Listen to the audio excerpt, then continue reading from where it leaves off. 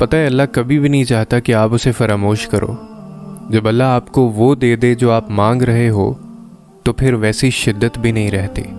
ہو سکتا ہے کہ اللہ آپ کو وہ چیز نہ دے جو آپ مانگ رہے ہو، وہ آپ کو انتظار کروا سکتا ہے، کیونکہ وہ چاہتا ہے کہ آپ اس کو پکاریں۔ جب آپ نے اپنا پہلا قدم اس کی طرف بڑھایا تو اس نے آپ کو دیکھا، اور اب وہ آپ کا ہر قدم اپنی طرف بڑھتا ہوا دیکھنا چاہتا ہے۔ جب آپ فجر کے لیے اٹھے اس نے آپ کی دعائیں سنی ہیں، لیکن وہ چاہتا ہے کہ آپ اسے فراموش نہ کرو۔ اور جب اللہ آپ کو وہ دے دے جو آپ مانگ رہے ہو تو پھر آپ کی شدت ویسی نہیں رہتی۔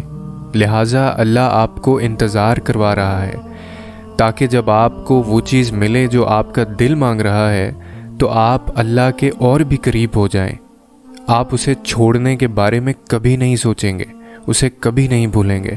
اور ایسا کرنے کے لیے اللہ آپ کو 1000 بار ٹکڑوں میں بھی توڑے گا تاکہ آپ کو یہ احساس ہو سکے کہ آپ کتنے مضبوط ہیں۔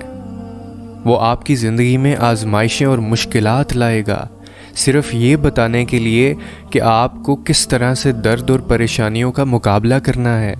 مجھے لگتا ہے کہ ہم جس تکلیف اور مشکل وقت سے گزر رہے ہوتے ہیں اس کے بارے میں سوچنے کا یہ ایک بہت ہی خوبصورت طریقہ ہے کہ وہ کسی انسان پر اتنا بوجھ نہیں ڈالتا جو وہ برداشت نہ کر سکے۔